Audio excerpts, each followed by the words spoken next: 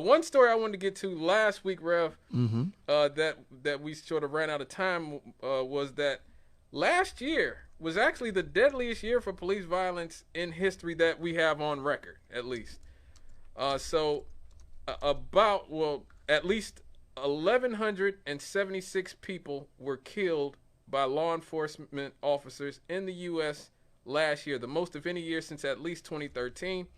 That's 36 more people than in 2021, according to the nonprofit Mapping Police Violence, which updated its database on December 31st. It may, in fact, be an undercount as the organization continues to compile data, which it does regularly for all the years it tracks. Now, of the people killed by law enforcement last year, 287 were black. That's 24% of the total number the group found. Now, the census says that we are only 13.6% of the population. So we do make up a disproportionate amount of the people who get killed. Even though, so that is a situation, even though we are not the largest group of people that get killed, we make up a disproportionate amount of those killings. Now, police shootings accounted for 96% of the killings. Now, one thing that the founder of Mapping Police Violence, Samuel Singyangwe, said that really resonated with me. He said the majority of these killings begin with a response to a mental health call, a routine traffic stop, a nonviolent offense, or a disturbance of some situation where there was no crime alleged. And so this has brought about calls to reform or defund police departments. It has grown since, obviously, the George Floyd situation in 2020. Now, the 50 largest cities in America reduced their fiscal 2021 police budgets by 5.2% from the year prior, but police funding also comprised a slightly higher percentage of overall budgets. Cities including Tampa, Phoenix, increased police funding, while New York and Minneapolis were among those that decreased their budgets. Now, looking at this, like I said, it didn't really tell me anything I didn't know, except for that the majority of these killings begin with the response to mental health calls, routine traffic stops, or nonviolent offenses. That is, to me, insane. That is crazy, because it's like when you think about situations where the cops would have to kill somebody, you think it's a mass shooting, you think it's somebody who stabbed somebody, you think it's a gang war, you think it's something where the person on the other side has a gun. Yeah, and is ready to die. You know. So now, like I said, even the overwhelming majority of people who get killed by the police are not black. We're only 13% of the population, 24% of the total number of police killing. I don't think it's right if they kill just random mentally ill white people either. Like they just did that in I forget what city that was. This white man had just the day before posted on Facebook about how disgusted he was watching how the police killed Tyre Nichols, and then he himself got shot the next day and killed by the police. Ouch. And so I mean, a lot of what we talk about on this show, I think, could be remedied. Like I talked about last week, I believe we should probably have fewer cops, but better paid cops and better trained cops. And so you cut down on the corruption on some levels, and you have more people who make better decisions. But also, and this is what the defund police people, the police people are always saying, we got to do something about mental health calls and mental health situations. We got to have some better way to deal with mental health situations in this society, Rev. Mm-hmm. Like, somebody who is schizophrenic or who is having some sort of bipolar disorder meltdown, if they don't have a gun, if they don't have a knife, then I'm not sure we necessarily need to kill them. I mean, orderlies in a mental facility deal with these people all the time, and they don't kill them all. Right. You know, one thing I saw last week that was really disturbing was the police in L.A. actually shot a guy. He did have a knife, but he had no legs, right? He had no legs. He didn't have any legs. He had lost his legs in a prior police shooting incident, unfortunately. And he was running away from the police. He did have a knife, but he wasn't running towards anybody. He was running away, and they shot a guy with no legs while he was trying to run away on his little stumps. Dang. So that's what I'm saying. I mean, Dang. so a lot of this is stuff that needs to be handled a lot better. I must admit, it leads me to want to ask, how would police solve these things if they had no gun? Right. What would they do? If there was only, like, if the guys on the beat, the patrol people had whatever else they have, but they have no gun. And you might have what you might call a rapid response force, which is armed. Mm-hmm. That if the situation called for that, you would deploy them. Mm-hmm. But for their general run of the mill, traffic stops, things like that. Yeah. Now again, someone's going to say, "Well, wait a minute. Criminals break. Bank robbers break the speed limit, and car thieves break the speed limit, and so when they get pulled over and they're armed and the police officer's not armed." I'm just reading. What I'm saying is, if either A, they had no weapon at all, or B, they operated under use of force policies. The use of force policy, for example, that I operated under as an Air Force Security Forces personnel was deadly force is authorized as a last resort when all other means have failed to protect life, to protect priority A resources. Other than that, I'd have to find some other way to deal with the situation. Right. And because of that, you normally would approach, whether it was in training or even in an actual situation. I remember one time a car came out on the flight line. It did not belong there at all, and it was just driving around the flight line.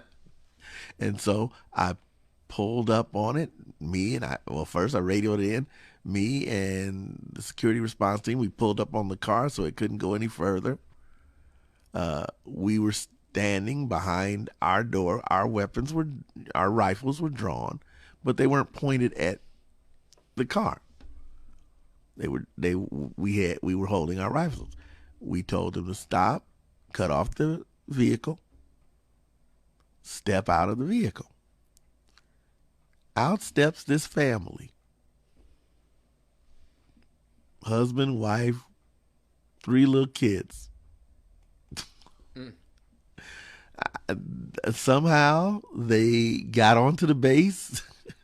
They apparently they came through the main gate. Said they had never been to Nellis Air Force Base. They wanted to see see the Thunderbirds or whatever, and they just thought it was okay to drive in their car. Wow. Now just think, if I'd have been operating under use of force protocols other than the ones that I was given, that family would be dead. Yeah. Because they're in it's priority C resource, fighter planes. But they did not belong there. And they were driving around I have no way of knowing whether they're a threat or not, but they don't belong there. Right. I could say I felt fear for my life or that the resources of the United States Air Force were in jeopardy, but the use of force rules I had said just because I thought all of those things, I'd have to find another way to stop them before I fired a shot. Wow. That actually is something to think about. And before we go to a break, I just want to go through a quick. I believe a lot of what we see in our country's history sort of informs the relationship that we have with police. And so you go all the way back to the slave patrols in South Carolina, in the 18th century and early 1700s, where the government leaders in Charleston, South Carolina, created the first slave patrols. And I think a lot of that set the tone for a lot of policing in America. The first official police department wasn't even established until 130 years later. In the Boston Police Department was the first official American police department after lighter methods of policing failed. Obviously, sort of perpetually in the so to say simultaneously in the South around that same time, a few years later, you started getting the black codes after slavery was abolished. You saw, former slaves were restricted from property ownership. They were forced into cheap labor. They used the police to enforce these sort of racist laws. This is around the time the Ku Klux Klan is formed. Back up north, you have in 1877, you have the Great Railroad Strike.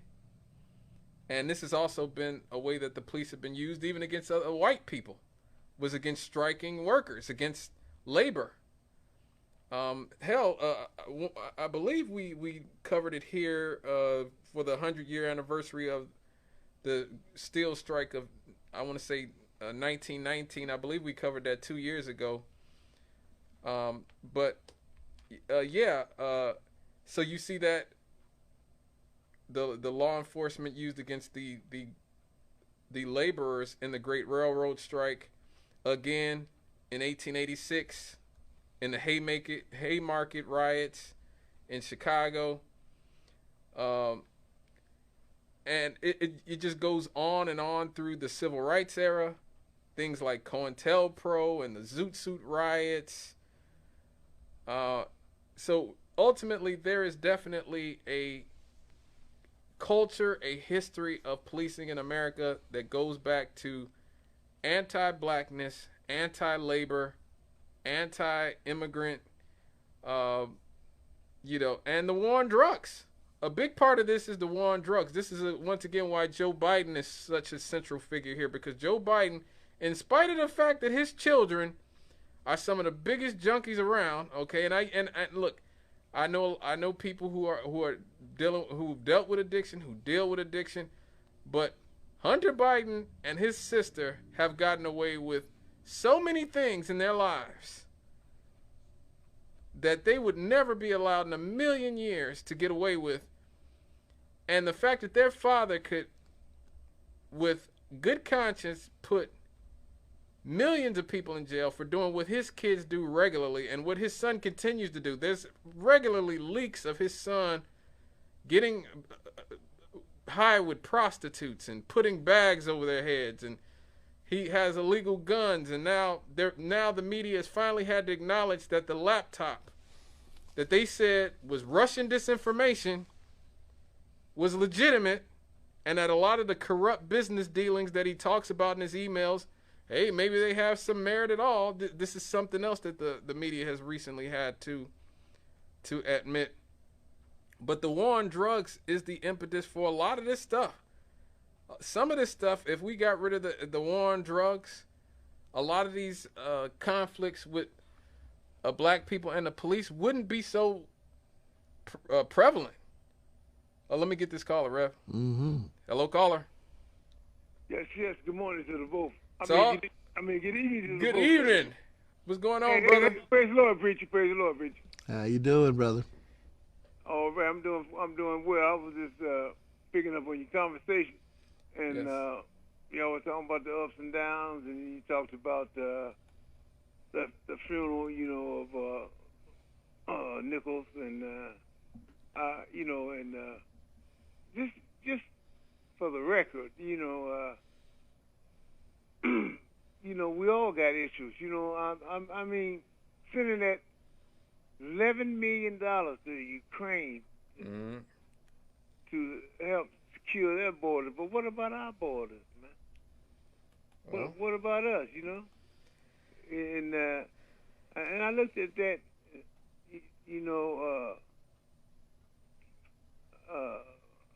upside down, inside out, man, and like they spotted this bloom that's supposed to be spying on us. Right. China. Yeah, I saw that. Did you see that? Yeah, I saw that. You know, they're in our airspace, so they were, you know, they were violating, man. If we'd have been in their airspace, they'd have took us out, man. I believe that. I think they took a plane out one time. Right. It got in the wrong air pocket, you know. But that's neither here or there. But what I'm saying is that we be concerned with above the ground. I talked to, you know, I dialogue with some guys that they work with those parameters and they measure what's above the ground, you know, and the wearing away of land underneath the ground, erosion, you know, and whatever helps precipitate that situation. You know, I understand, you know, education has its place, this, that, and other, but I don't want to end up like Jeb Bush. You know what I'm saying? They never did find heads or tails of that scenario, but they need to be concerned what's up under us, the pumping stations, this, that, and other. We don't talk about that. You know, you know what's above the ground. You know, if we come upon a sinkhole, then what are we to do then? We up under the ground about 60 feet, huh? Well, I wonder what kind of mindset would you have then? Right. You know, you wonder about that. So it's good to focus on the both of them, you know, especially our pumping stations. So we don't talk about that. Wow. We need to talk about that. We do. You know, I just thought I'd throw that out there. We do. All right. Well, thank you for your call, sir. Feel free to call back anytime. Thank you, sir. You always contribute. We'll be right back after these on WLTH 1370 AM. When we get back, Happy Happies! Oh, yeah. And after the Happy Happies, obviously, we got to talk about our mayor, Jerome Prince, refiling for, he's trying to get the job back. All right. We'll be right back after these.